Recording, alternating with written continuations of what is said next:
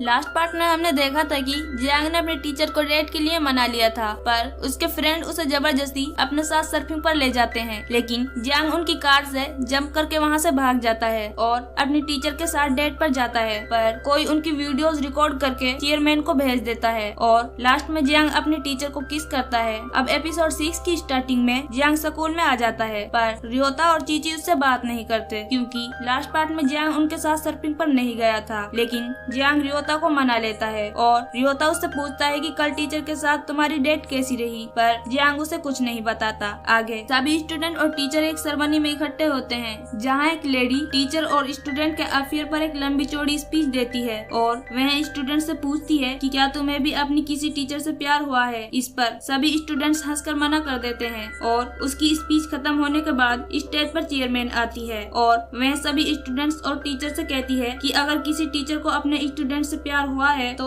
वह स्टेज पर आकर वह स्टोरी हमारे साथ शेयर करे, पर इसके लिए कोई भी टीचर सामने नहीं आता। इसलिए चेयरमैन मिस चैन को चुन लेती है और उससे पूछती है कि क्या कभी आपको किसी स्टूडेंट से प्यार हुआ है या किसी स्टूडेंट को आपसे प्यार हुआ हो, पर टीचर इसके लिए मना कर देती है और कहती है कि मेरे साथ ऐसा कोई इंसिडेंट नहीं हुआ और वह स्टेज से जाने लगती है, पर चेयरमैन उसे रोक लेती है और कहती है कि मैं तुम्हें एक स्टोरी सुनाती हूँ जो मैंने इंटरनेट पर पढ़ी थी। और चेयरमैन टीचर और जियांग की लव स्टोरी स्टेज पर बताने लगती है कि एक टीचर थी जो एक स्टूडेंट को प्राइवेट तौर पर पढ़ाती थी और उस स्टूडेंट ने टीचर की हेल्प से एग्जाम में भी टॉप किया था, पर उसके बाद वह टीचर उस स्टूडेंट को अपना बॉयफ्रेंड मानने लगी थी और स्कूल के बाद उसके साथ डेट पर जाती थी जहाँ वो रॉक क्लाइंबिंग करते थे और बहुत सारे टॉयज खरीदते थे। ये सुनकर रियोता जियांग से कहता है कि चेयरमैन तुम्हारे और टीचर के बारे में बता रही है, पर जियांग तो ये जानकर हैरान था कि उसकी माँ ये सब कैसे जानती है। चेयरमैन अपनी स्पीच खत्म करती है और मिस चैन से पूछती है कि ऐसा बिहेवियर करने वाली टीचर क्या एक टीचर बनने के लायक है, पर अब टीचर की बोलती बंद हो गई थी क्योंकि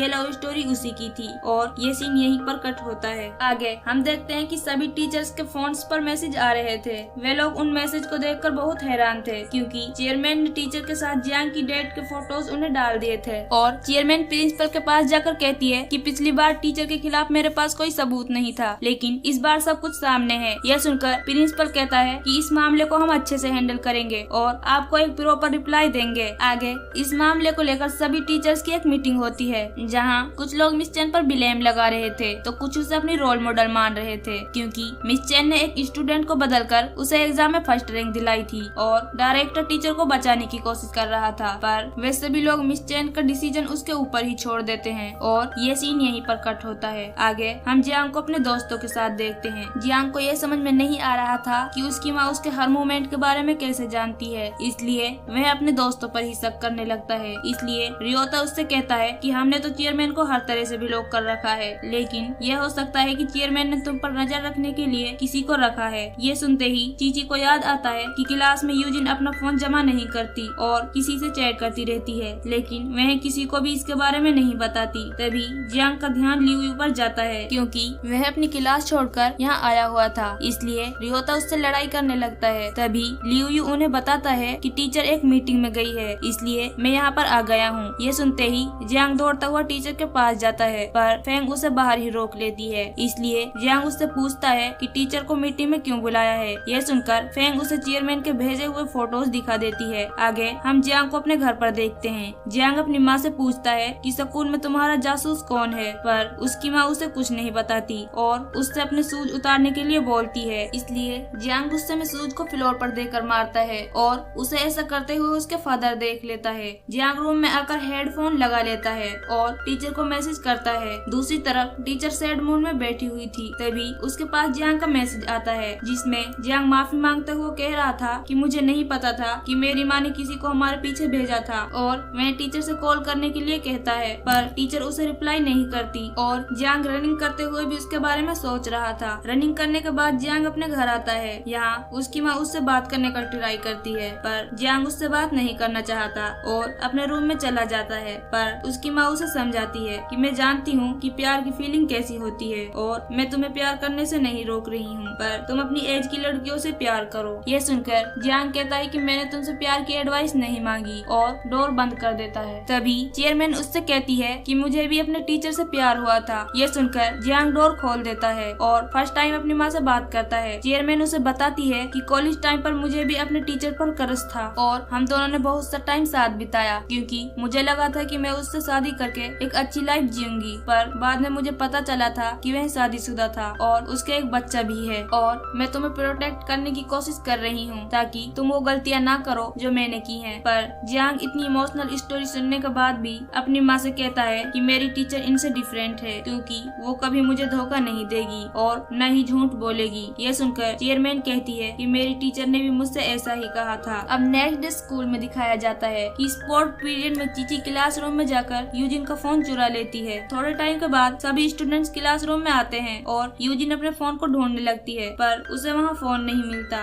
दूसरी तरफ जियांग टीचर से मिलने ट्यूशन रूम में आ जाता है। यहाँ टीचर उससे कहती है कि आज के बाद मैं तुम्हें नहीं पढ़ाऊंगी। जियांग टीचर से कल स्कूल में हुई मीटिंग के बारे में पूछता है, पर टीचर उसे कुछ नहीं बताती और कहती है कि तुम इन सब से दूर रहो ताकि बात और ज्यादा ना बिगड़े। आगे हम चीची को देखते हैं जो यूजिन के फोन का पासवर्ड खोलने का ट्राई कर रही थी, पर उससे पासवर्ड नहीं खुलता। इसलिए वह रियोता से यूजिन का डीओबी पूछती है, पर रियोता उससे कहता है कि तुम्हें यूजिन के डीओबी का क्या करना है। तभी डायरेक्टर उन्हें बात करते हुए देख लेता है और उनके पास जाकर चीची का फोन ले लेता है। इस वजह से यूजिन को पता चल जाता है कि उसका फोन चीची के पास है। आगे जैसे ही नाइट क्लासेस खत्म होती है तो चीची दौड़कर डायरेक्टर के पास जाती है और उससे फोन लेकर बाहर चली जाती है। इसलिए यूजिन दौड़ते हुए उसके पीछे जाती है और बाहर जाकर फोन के लिए चीची से लड़ने लगती है, पर चीची उससे कहती है कि जब तक तुम ये नहीं बताओगी कि वो फोटोज तुमने चेयरमैन को भेजे थे या नहीं, तब तक मैं फोन नहीं दूंगी। तभी यहाँ टीचर आ जाती है जिसने